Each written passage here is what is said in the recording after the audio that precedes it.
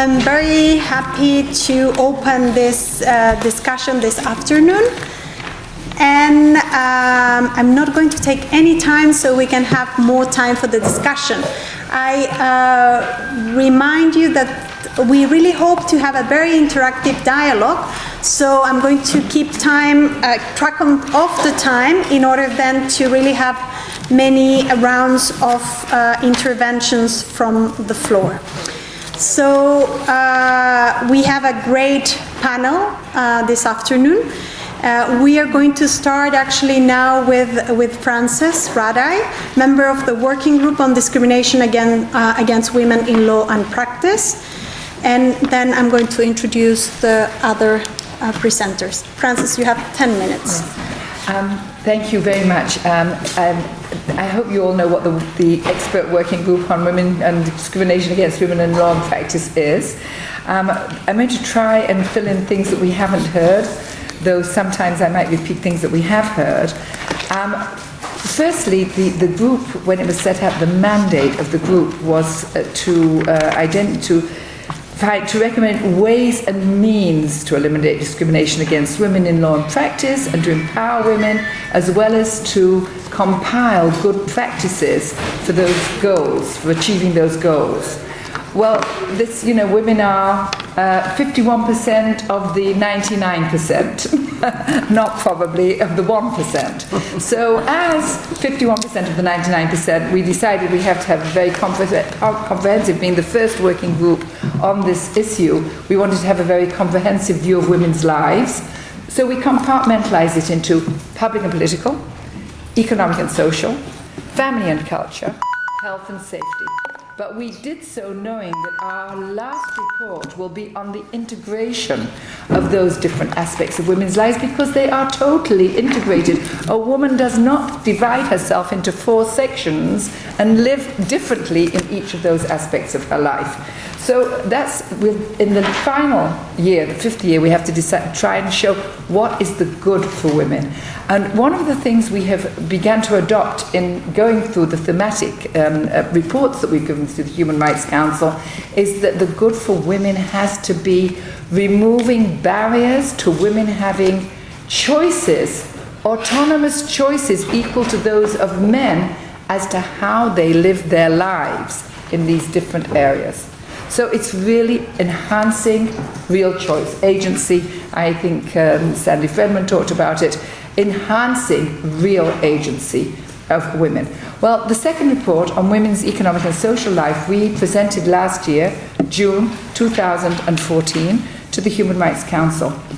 And we, in our report, which was not resourced in the same way as this wonderful UN Women's Report, but we did set cutting-edge goals which are totally corresponding. Some of them have been picked up in the UN Women's Report.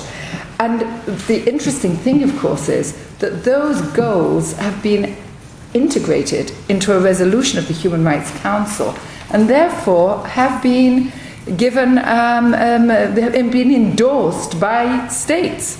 They have been endorsed by states. So I think that that's a very important thing to use, and I hope that UN Women, they didn't mention that in the report, unfortunately, I think, but I hope that they will certainly use that, because it's a platform for them to implement their own recommendations, and for us all to do so. Well, we decided to put a focus on economic crisis and austerity programs, and doing a comparative analysis, not just of the European crisis, that is not the only economic crisis that there has ever been, but trying to look at the way economic crises affect women. And we feel that we revealed that there is a lot of opportunity in economic crisis to actually change the terms of women's participation in society. But in fact, in almost all economic crises, the women's situation has been considerably, substantially worsened by the austerity measures brought in.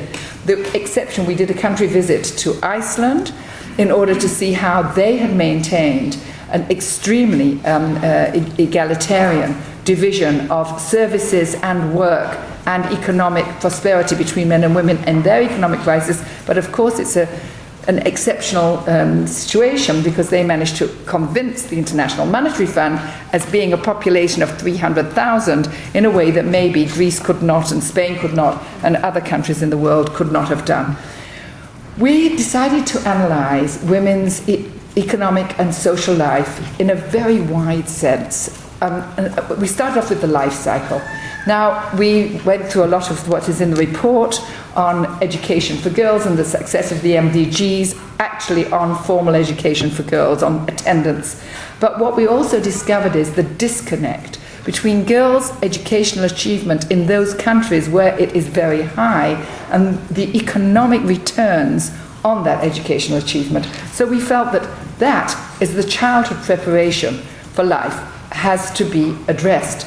And one of the ways we suggested was that there would be career counselling in schools, as well as diversification of educational disciplines that girls enter. We also noted that violence at schools is not sufficiently addressed, and it's in many societies where you don't expect it, and girls are still being prevented, in spite of these enormous strides forward, are being prevented by violence against them in school, on the way to school, and at home, from fulfilling themselves. They have a different experience of childhood from boys, though boys also can be subject to violence in various aspects, but girls are more so. And of course, in the case of girls, it includes early marriage, and what is neglected, early pregnancies. And early pregnancies, which many states, which quite a number of states in the world don't allow girls to have abortions, like this Paraguayan instance where a 10-year-old girl is being forced to have a baby. So that has got to do with the formation, the basis. Stereotypes have got to be stamped out at school. We should be going for a core syllabus on women's human rights and addressing the problems of violence against women in schools. Okay, adult life. Women's adult life is totally marked by the duality between economic activity and unpaid care work. It's a sociological fact. Even in the most egalitarian countries, women are doing far more hours of domestic work than men are.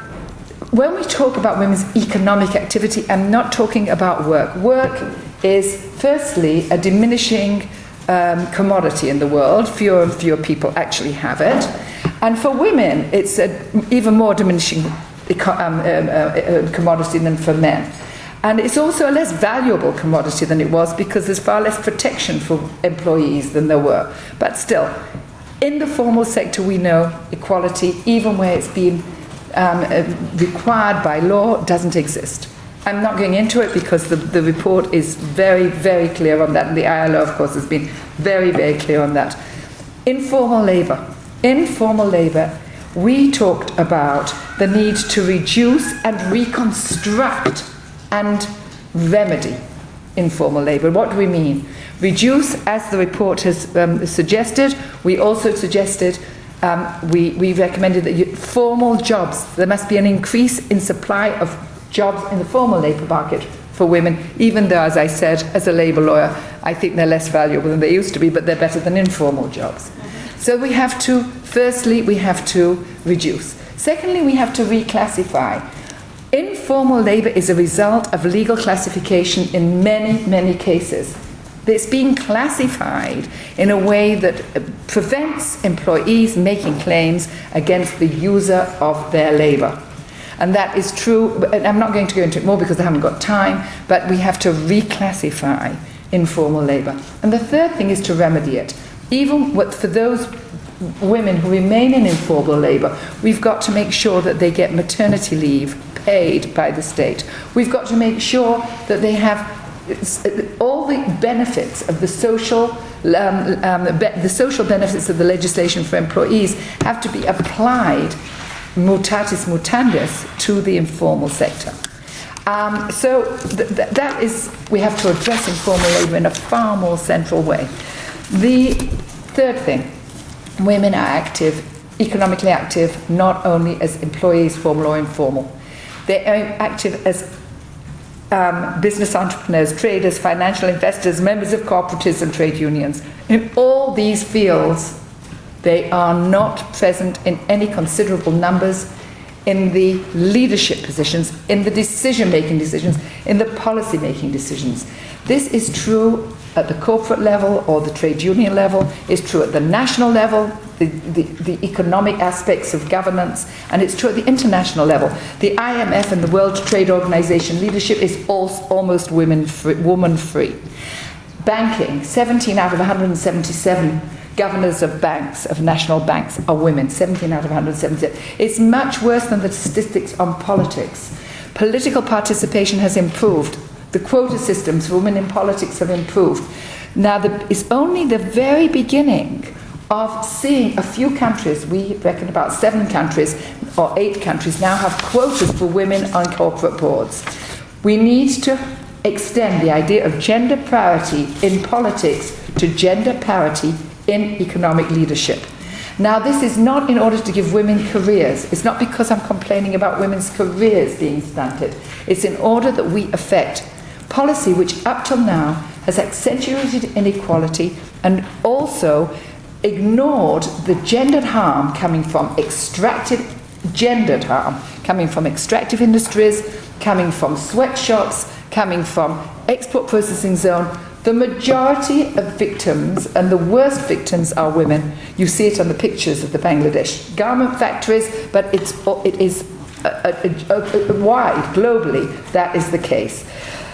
The care responsibility, and this is so well covered in the report that I'm going to just mention it, that care responsibilities are the main structural barrier to women having a true choice as how they spend their adult lives. And care services for economically active people have to be fully subsidized. It's not a pipe dream. The whole of the socialist world had it. And the socialist world has abandoned it. I mean, that's Russia and Eastern Europe. China had it. China is abandoning it. The participation of women in the workforce in China was extremely high. In the last few years, privatization of care services has gone together with, I can't say cause and effect because obviously I can't prove it, but has gone together with a reduction of women's labour force participation. And we were told by stakeholders it's because women cannot pay for the care with the money that they get from the job. So it's a question of in-kind benefit versus, net costs of care. So older age. A part of our report was on older age, and we did say a year ago that we think that old age, which is characterized by poverty, is really a litmus test for women's status in society. And of course the only way, and we also thought that the way to move about it is non-contributory pensions, as well as dividing matrimonial property in pensions between men and women. It has to be part of the matrimonial property division. The only states in the world where women have equal pensions with men, and I'm talking about contributory pensions, are several Latin American states where men and women's pension funds are merged and divided equally between the two. So that's even without divorce. So it can be through divorce law, but it can also be through property law between married couples.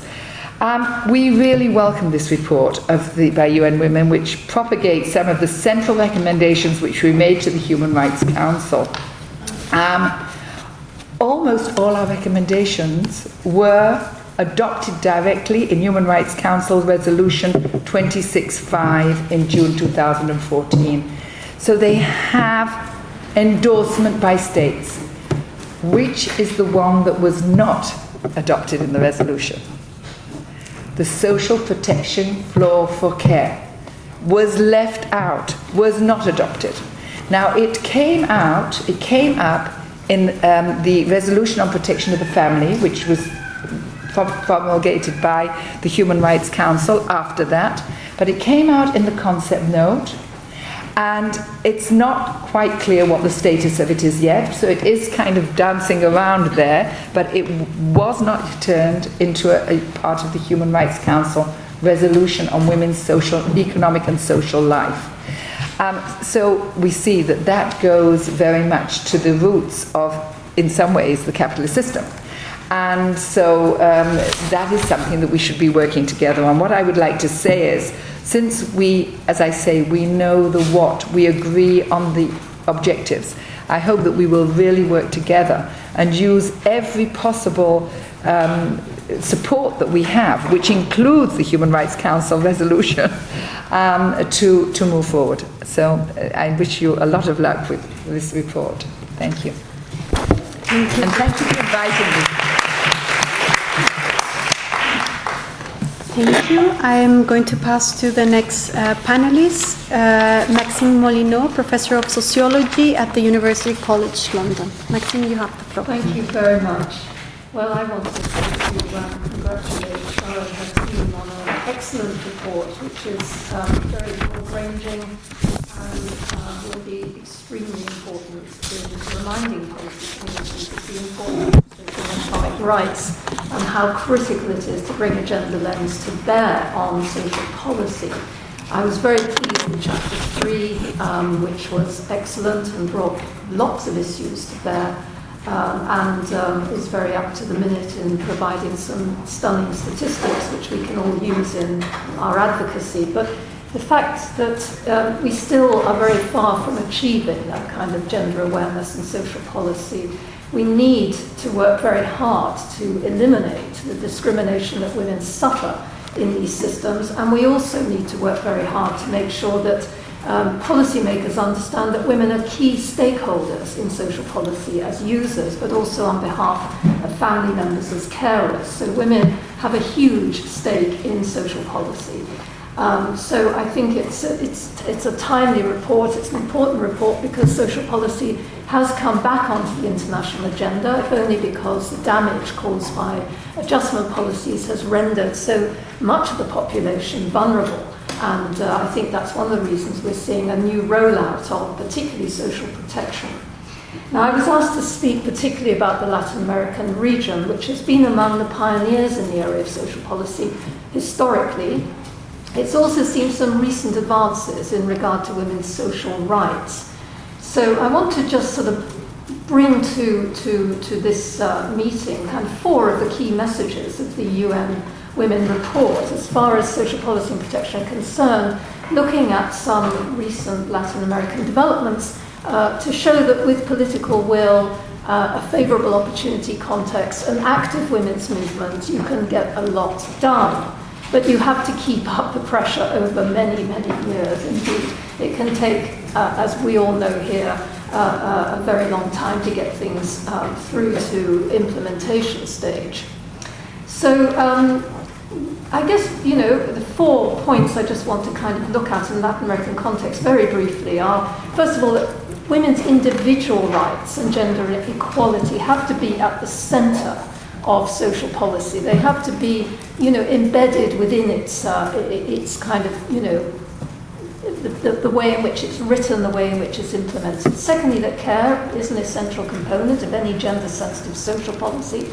Third, that universal access to social policy and social protection are the best way to secure greater gender equality and social policy. All these targeted programs, may be an initial stage, but you can't leave it there. You have to roll these things out and attempt to provide universal access to services. And fourthly, the importance of voice and participation, hugely important in social policy, whereas we know, particularly for the poor and particularly for women, social policies and service provision is all too often found very, very much wanting and very often highly discriminatory against poor indigenous women. So there is a huge amount of work to be done to get voice and participation into social protection and social policy. Latin America is beginning to do some of that. So why did Latin America make some progress here? Well, I think you probably all know that from the late 90s, with the rise of centre-left governments, a new regional consensus, and I think it's important that the regional consensus even included the more right-wing states, including, for example, Colombia. That consensus emerged that a new social contract was needed that would pursue social justice goals and incorporate excluded sectors of the population. So it was an opportunity for rights and citizenship to enter the frameworks guiding social policy and social protection, and that brought in new approaches to public service design and delivery, including, thanks to feminist advocacy and advocacy of others, some greater responsiveness to women's needs and rights. There was an increase in social expenditure as well, which across the region rose from 13.8% in the early 1990s to 19.1% of GDP. And that's a 2012-2013 published figure from Sepal or ECLAC. The most striking development, however, was the expansion of non-contributory social assistance, which saw a sharp rise in coverage and expenditure between 2000 and 2010 from approximately 0.4% to 1.2% of GDP, with Brazil's increase leading the region at almost double that. So it looks small, but it's quite substantial, and it did have some effect.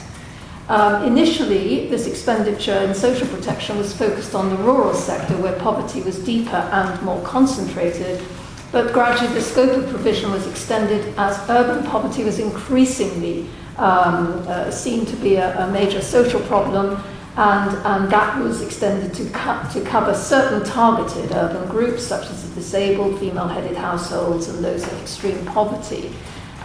We see more or less across the Latin American region now much more coverage through social protection of urban populations. And I was recently in discussions with the Indian Ministry of Welfare. They are now doing an exercise to investigate the feasibility of rolling out cash transfers in urban areas of India. We'll see whether that gets off the ground. So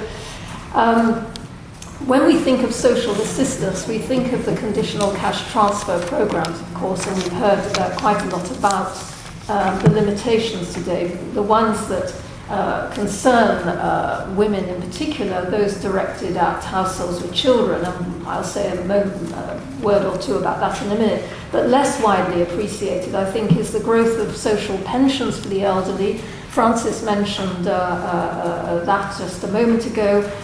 Which of course are becoming the elderly are becoming a significant sector of the population as Latin America begins another demographic transition towards a more aging population. Among the countries that have done most to expand social assistance to the urban elderly are Brazil, Chile, and Uruguay, Mexico too. Even Bolivia, however, and this is a terribly important point, one of the poorest countries in Latin America, is among those with the highest pension coverage after setting up a universal non-contributory program guaranteed by a new 2009 constitution. And again, we see that changes in constitutions, bringing in new constitutions a golden opportunity to change laws in a positive direction, and that certainly happened across Latin America. This expansion in the coverage of social protection was in part also driven by the MDG goal of eliminating extreme poverty. And although this wasn't specifically directed at women, it did bring direct benefits to many Latin American women who, for the first time, have acquired a very modest safety net. New social insurance schemes are much less likely to be based on the male breadwinner model these days. So women's individual rights have become more widely recognized, and women are no longer just seen, therefore, as dependents. And that is a big step forward in the Latin American region. Some countries too, such as Uruguay and Costa Rica, have novel schemes aimed at formalizing the informal sector. We heard about that today. Traditionally, as we know, a major source of activity for women by providing pensions and other benefits on a co-financing basis. Now, women have not only benefited from social pensions for the elderly, but there is also progress in removing the traditional bias against women workers in contributory pension systems. I mean, there is some discussion of this in the report, and it has been quite important. And it's, again, to show that this is possible, even in contexts which may be quite socially conservative. And here, of course, the aim is to compensate women for their lower lifetime contributions and to improve low-income women's access to social insurance. So we've seen several countries in the region, including Bolivia, Chile, and Uruguay, introducing measures such as child credits to increase their insurance contributions, usually between a year and a year and a half, and, as we heard, giving equal pension rights for cohabiting partners to bring them into line with those for married couples, as well as sharing out pension entitlements amongst married couples on divorce. So there have been important advances, although of course the key problems remain. Many women still lack access to social protection in a context where, and this is very important, the average proportion of women in poverty compared with men has actually risen over the last decade. Second, underinvestment in services, hugely important, including training of service providers, lack of social accountability, although, as I said, that is beginning to be addressed. And all of this means that services, especially healthcare and education, for the poor remain of very low quality. And thirdly, we have the problem touched on many times that even when women are included in social protection, they can still fail to address gendered vulnerabilities in their policy and program design, partly because of the resistance to tackling stereotyping of women. We see this, and we've heard a lot about it in the cash transfer programs, where maternalism is still very strong. Mothers are given the responsibility to look after children with no heed for the fact that they have other things to do, and indeed they themselves need to find ways to escape poverty. I will just wrap up then by making a few general points. Childcare is important, and there have been some important additions to, for example, cash transfer programs, following a great deal of criticism of their failure to provide ladders out of poverty. So some of these programs now are offering women training and childcare, and Silke Staab mentioned an example in Brazil. There are also examples in Mexico, which are leading the way really, and showing that you can take the extra step and do these things without breaking the budget. And I think this is very encouraging that, you know, even in resource-poor countries you can see this is happening, and in resource-poor regions. So I think this all gives one some hope. I think one thing I just want to finish on, however, is that you know, I was very glad to see in the report that social protection and social policy are clearly identified as critically important, but also let us not forget that infrastructural investment, roads, sewerage, you know, these water are critically important for securing people's well-being and livelihoods, and this has taken a bit of a back seat, I think, in international thinking and indeed planning. And of course, this is something we really do need to put back on the agenda. I would just end by saying that the whole last 30 years, including, and it being once again exacerbated by the so-called global crisis, has made social policy a real terrain of struggle again, because there has been a retrenchment. We can see this happening in Latin America, that spending governments have been reining back on their social expenditure now.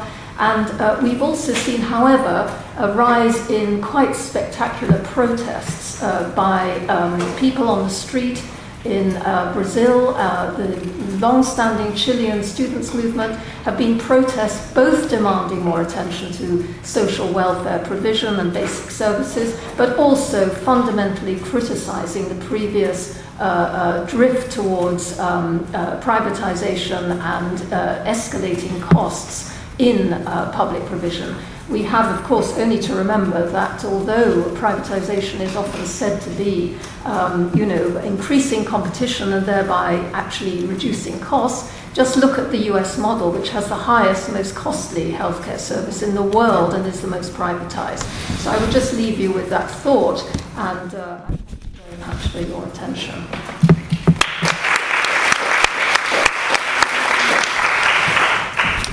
Thank you very much, Maxine. I think that you have put several points to discuss, in particular some sort of the paradox of Latin America, in which social protection policies have extended, but yet women are still overrepresented among the poor in average.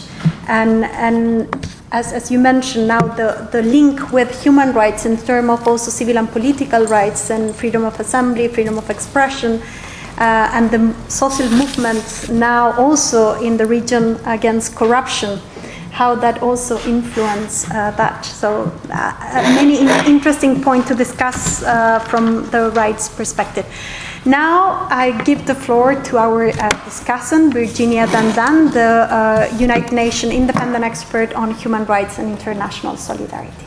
Virginia, you have the floor. Thank you, Magdalena. And I just want to begin by extending my warmest greetings to everybody in this room and thanking the co-organizers of this workshop for inviting me and giving me the opportunity to be able to express my thoughts with regards to the topic of making social policy work for women. And by the way, congratulations to the UNWomen for their publication on their flagship report. And I warmly welcome the comments that have been made by Frances and Maxine. And I really regret missing this morning's two panels, and because I'm sure Farida Shahid, the independent expert on cultural rights, might have pointed out certain things already that I might be repeating, and forgive me if I do repeat some of what she has said, although I doubt it. I tried to make sure. I tried to make sure that what I am about to share with you is based on my own experience, so that I would safely be away from what she might be able to discuss with you. And I'm very glad to have this brief opportunity, even if it's very brief, to share with you some thoughts, because it's been some time since I have been asked to actually share some thoughts with regards to equality and social protection, particularly for women. What you might not know is that I was for 20 years a member of the Committee on Economic, Social, and Cultural Rights, and I had a distinct pleasure and opportunity to co-author two general comments, and the first one was equality, the equal right of men and women in the enjoyment of economic, social, and cultural rights, which was very tough. Very challenging, because I had to meet with a lot of women who had their own idea about equality, but I was here to talk about that. Now let me get to the report. Social policy is defined there as a set of public interventions that affect the welfare and well-being of citizens. And I sort of reacted to the word citizen, because what happens to the non-citizen within a place, does that mean that social policies do not apply to citizens? I raise that question because it is very typical in developing countries such as mine. I come from the Philippines. Many indigenous peoples are not what you would call legal citizens, and in the sense that they are registered at birth, and that the women who give birth are not even registered as mothers of certain children whose fathers absconded on them and went away. What happens to this? Does that mean to say that these public interventions do not apply to them? It's a question. I'm not making a comment. It's a question. Social policy is typically understood, and I'm quoting from the report, to cover issues such as income security, health, housing, and education. And as such, social policy is therefore crucial to the reduction of poverty, etc., etc. I understood that that my role here, the role of everybody anyway, is to really look at the report with a lens of a constructive, critical analysis. And I hope you don't mind that I point out some, because I looked at the aim of the report is really to look at the achievement of substantive equality. And it says that such an achievement requires tackling the root causes of women's socioeconomic disadvantage and addressing their stereotyping, stigma, and violence, and strengthening women's agency. And I feel particularly encouraged that we are invited to do this. But I must say that when I looked at box 3.1, for example, in the report, that looks at the word is some economic and social rights that are interlinked and indivisible, And they include the right to social security, the right to an adequate standard of living, the right to the highest attainable standard of physical and mental health, the right to education. I know that the caveat word there, including, is supposed to be operational. Nonetheless, considering, in my opinion, how important one issue is that has not been included in the list, because there is a rather conspicuous absence of any reference to culture.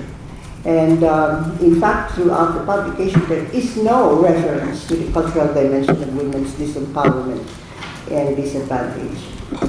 Well, perhaps it may be argued that cultural rights or culture is not part of the study.